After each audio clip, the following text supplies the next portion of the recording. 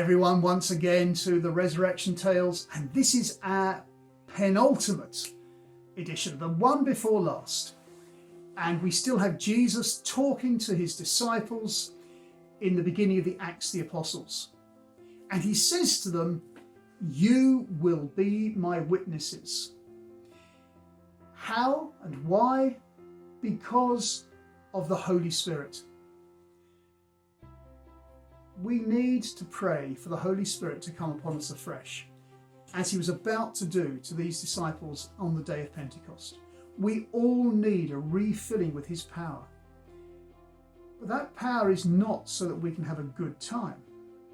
This might be exciting, it might be joyful, it might be wonderful, but it will also undoubtedly be difficult and hard work as we do his will. And the specific will, he says here, you will be my witnesses. You will witness to what I am doing. And we too are called to be witnesses to what he has done in the scriptures, what he is doing in our lives. Our testimony can only be what he has done in us and with us. Our testimony is our testimony. The work of the Holy Spirit in our lives, the work of the Spirit of Jesus, and how that has made a difference. We can mention others, of course, and we can mention the past and must about the cross and resurrection. But the great power comes in my testimony saying, this is how God has worked in my life. And then Jesus tells them where they will be witnesses. And he gives them 3 places. I just want to go through those 3 places a little briefly. The first is Judea, and Judea, if you like, is home turf. This is my backyard. This is where I know people. This around here are the villages, the friends, the locality. I know how people operate. I know how they will react, and that can be difficult and easy. It's easy because we know what will happen, but it's difficult because we're very well known here. It might well include our family if they're local. And then secondly, he says you'll go to Samaria. Now, Samaria is somewhere different. Samaria, if you like, is the enemy, the people we don't get on with, the people down the road who are not quite like us, a bit like us, but not really like us. I don't know where that is for you or for me. Maybe it's, I don't know, North London or people who have a slightly different culture or background, or indeed Essex, who knows. But we're often called to go outside of our comfort zone a bit. And then thirdly, he says to the ends of the earth. We're called to go beyond where we can think of. The place where we need to break all our taboos and just step over the margin and our fears.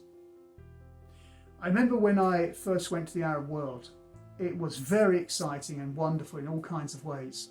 But I was crossing a cultural boundary of which I knew very little, and took me a long time to work out even what I know now, which is not enough. I still don't know enough. And I'll give one small example. I was teaching in a school, and one thing I'd learned about the Arabs is that they are incredibly hospitable. And as time went on, no one invited me to their home, to a party, to anything. I thought, this is rather strange. And it took quite a long time to work out the reason why. And again, it was cultural. The men in the staff room were generally quite a bit poorer and felt uncomfortable with foreigners. And they weren't sure about inviting them home, especially if, like me, I was a younger man and they might have had daughters and they weren't sure about that.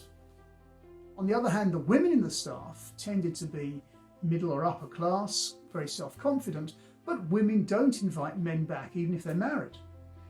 And so for different reasons, the hospitality that I assumed broke down and I wasn't invited. Of course, I was later and had a fantastic time, and the Arabs are genuinely incredibly hospitable. In short, when we go to the ends of the earth, Our preconceptions, our ideas have to be re-evaluated and worked through, but we have that great opportunity of being able to witness in a completely different situation, and that freshness and that difference is what makes it so special.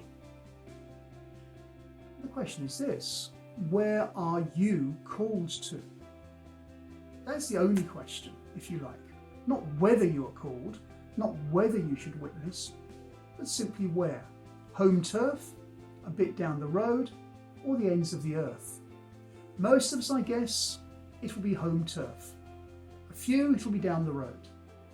And for a small minority, it is the ends of the earth. But whichever it is, you are called to be a witness. It's the work of Jesus, and there's no greater job on earth.